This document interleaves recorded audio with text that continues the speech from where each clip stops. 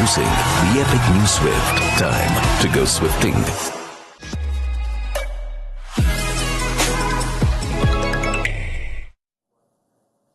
What is going on with the Rajasthan Royals? 2 games running now. They won the toss, batted first, and fought hard to get to a score just over 140. One was an afternoon game at the Chepauk, which you could understand.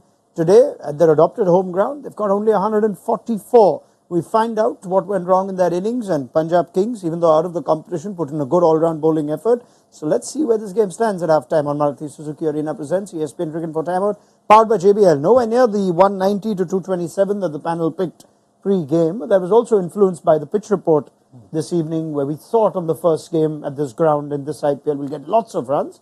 Why did we not? Varun? I kind of guessed it's going to be a game like this. I just went to the 190 because, like, we thought it's... Tom, don't look at me like that. I said Rajasthan will look to play on a slower wicket. Tom was like, yeah, with that pitch report, no. but it's just logical. They would play on a slower wicket because of their bowling attack versus the kind of batting Punjab has. But they have fallen short with the runs. I think they should have taken a leaf out of Riyan Parag's book. The way he played, he actually went away from just striking the ball, like every single ball, to actually rotating the strike, taking singles, taking doubles, playing the angles, which was really important on this wicket. I think they assessed the wicket slightly late, though it's their home ground. But I think it's going to be a good match. Yeah, I mean, Riyan Parag stands head and shoulders above the rest of the batting in 2 games now, Tom, doesn't he? And he's finding ways to get runs when the others can't. Yeah, look, he's looking really accomplished, and, you know, he's matured enormously over the cycle of IPLs that we've seen him. You know, he's still very young. What is he, only 22, 23 years old? So, you know, he's an immense talent, and just watching him bat tonight, you're quite right, Varun, the way that he sort of made the assessment, not only because the wickets were being lost, but also the conditions that he would love to try to hit every ball for 6 because he's capable of doing it, but it wasn't the situation of the game, or the conditions didn't allow that sort of free flowing type innings. So again, an impressive innings from one of India's real emerging stars. We were having that chat with Ambati Raidu during the RRCSK game last time. A man who's got so much experience playing at the Chepauk. I was fascinated to hear him just say, you have to find different angles when you play on a slow surface. And CSK batters learn that. Indian batters should know that. Yeah. But here you're almost finding RR in 2 games now, barring Parag, not being able to get any real idea of how to go about batting on a slow surface. Yeah, they've tried to power it, haven't they? And that's what Mbadi Radu was talking about. He was saying on those slow surfaces, you need to go back further in your crease, and you need to look to play later and play square of the wicket rather than trying to muscle and power it down the ground. And that alludes to the point that you made about Riyan Parag really looking at a different method today, and then when he got a genuine half volley or a bad ball, then he looked to go down the ground. But more often than not, you're right, he was rotating the strike, playing a bit later, hitting squarer. So it was a good method, but you're right, the rest of the batting unit didn't go about it that way. The promotion of Ashwin is always a debate when it comes to these kinds of situations. And when you see Jurel get out first ball after, you think, well, they did the right thing. They got a 50 partnership out of it. But is there another way to look at that? I personally think so. I know it's a trend that Rajasthan, not only this year, but in previous years, have gone with Ashwin. He ended up with 28 off 19, and I think that's more to do with the 6 and a 4 he hit in that one big over that went for 17. I don't understand it. Yes, I know, everyone's got a way and a strategy, and you should respect that, which I do. But if I was Dhruv Durrell or Rovman Powell, I would welcome the opportunity to go in a bit earlier to get set on a surface like that. So then, possibly in the last 3 to 4 overs, I can then explode and show who's boss out there. Because you give Rovman Powell 20 balls, even if he's 20 off 20, you're a good chance of possibly getting in the last 3 overs maybe 3 or 4 sixes, which could be the difference between getting, what did they end up with, 144 or 165. Yeah. Your point on Ashwin, do you see merit in it? No, I completely agree with Tom, because you've got to give, especially, Roman Powell is a point, but even Jurel has not been getting runs. If you have somebody who you're going to put your trust in throughout the season, you want to give him that extra time at the crease so he can settle down, assess conditions, just get accustomed to the atmosphere and actually feel some confidence.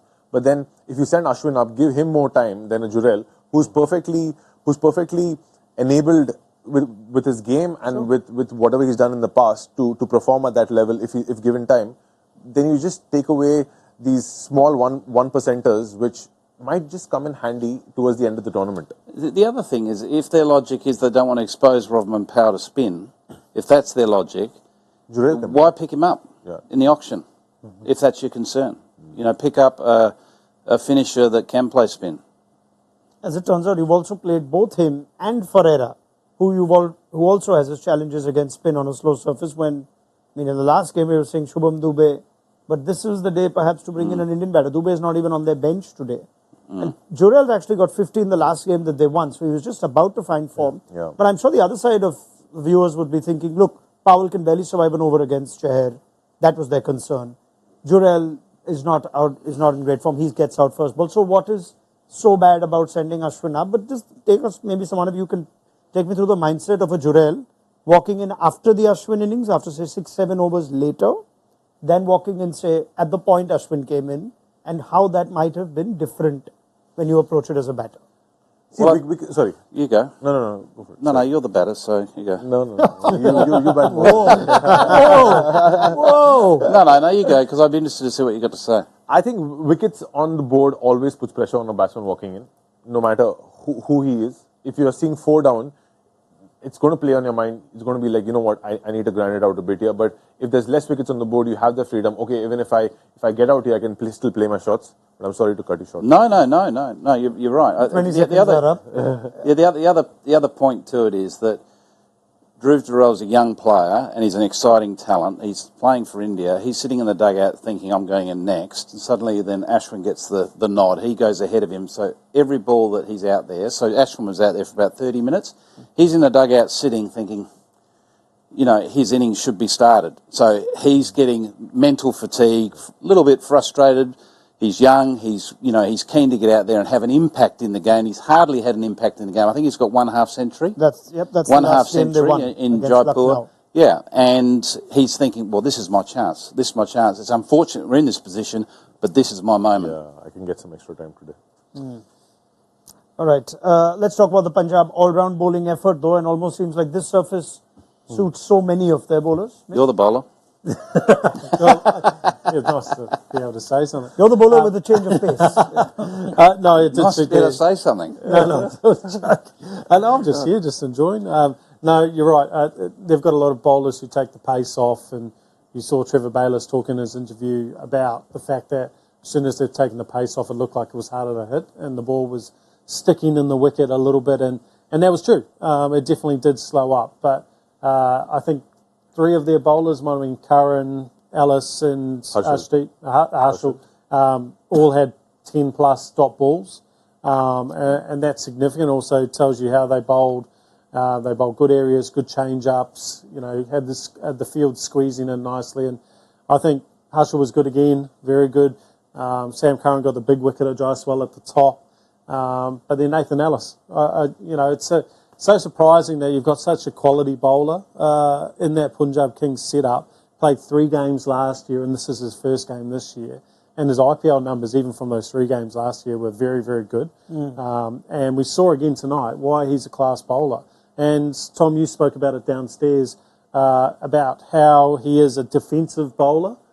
He's got defensive skill sets. And in a year where the run rates of the teams have been so significant and so high, he would have done exceptionally well this year and had a big impact. And I think if you look at all the other teams in the competition, he probably would have started in probably 80% of them. Yeah, I'm keen to have a more detailed chat on Ellis perhaps at the end of the game, about whether he'll make the auction next year. Maybe 3 or 4 teams that could have perhaps thought of a trade for Ellis. And why would it not be successful if you just match it up well for Nathan Ellis? But let's quickly move to the chase. Lots to like about the Punjab Kings bowling effort, as Mitch points out, 51 dot balls in total. They were guilty of that even at the Chepauk.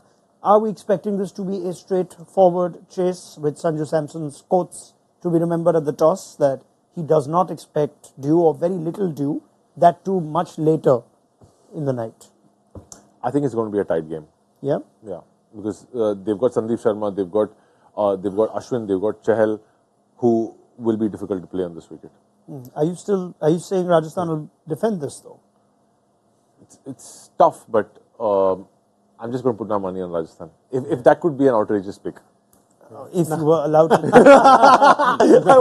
I was waiting to see what. Two for the price of one, it won't work. You're saying Rajasthan to defend this, and let me come back to that and see if it works as an outrageous pick. Mitch. I think it's never a dead set that Punjab are going to chase us down. It's never going to be an easy chase. But it's never going to be an easy chase. Well, they just seem to find a way to get themselves in some trouble. They've scored the highest chase in T20 history this season. Yeah, and then we also saw them against Chennai. So this is his opinion. Yeah, and it's a pretty valid one. Yeah. I'm making friends with the two. Yeah, I'm going to say that Punjab will chase it down, but they'll chase it down 7 down. 7 down? Yeah. Last over? Or? Yeah, it's going to have 7 down. 7 down is good, right? I'll accept 7 down. As an outrageous pick? No, just as his prediction. Okay. Tom? And the reason being for that is I think that Punjab will be 3 down in the power play. 3 in the power play? Is that an outrageous pick? 3 in the power play? Well, we saw 2 wickets in the power play just now. 1. But there was only 1. 3 isn't an outrageous. There was 1 in the first. That's not outrageous. 3 fall in the power play. Oh, man. Give me 3 in the first 3 and then maybe I'll... well, 3 in the first 4. 4's good. No, 4's not good. One batter will hit 4 sixes. Leading him into all. What I would say is... One bat hitting 4 sixes, that's all right. The power play is almost over, mate. Yeah, I understand. Go to Tom and I'll come back with my... Oh my God! Hold on, mate. Some serious analysis. I think Punjab are going to win this. They're going to win it 4 down. I think Johnny Bairstow is going to get 50 off 30 or less balls, considering the slowness of this surface. I've already accepted 30. I've already accepted. Otherwise I would go 30 ball 50 the standard on a slow surface, under 25. Yes, Varun, would you like to give me an outrageous pick? I will not accept only RR to defend unless you give me something more specific. Okay. Prabhsimran Singh to get out within the first 10 balls. Okay. 10 balls or less for Prabhsimran? I thought somebody said 10 balls yesterday as well, and it was accepted. It's the silliest, outrageous thing. Mitchell. But he's done that every second game. That's fine. You guys are fighting off for the top. Mitch, quickly. Sorry, mate. Okay, Sandeep Sharma will get 3 wickets. Yeah, that I'll take. He's got a 5. Bro, you've just done the easiest, outrageous pick of all time. Okay, he's broadened me. Sorry, Raunak. I think they've forgotten we're on the show still. And that's where we leave it. Thank you very much. So, Punjab Kings for Tom Moody and Mitch McClenaghan. Rajasthan to defend this for Varun. If they lose this RR, that's 4 on the trot, and that opens the door to the Sunrisers Hyderabad to take a top 2 spot should they win their games in hand. So, let's see where this match and the race to the playoffs stand. At the end of it all, on Maruti Suzuki Arena presents ESPN Cricket for Timeout, powered by JBL. Download the mobile app, faster scores, and so much more as Prabhsimran Singh gets the chase underway along with Johnny Bairstow in his last innings of this year's IPL. We'll see you at the end of the game.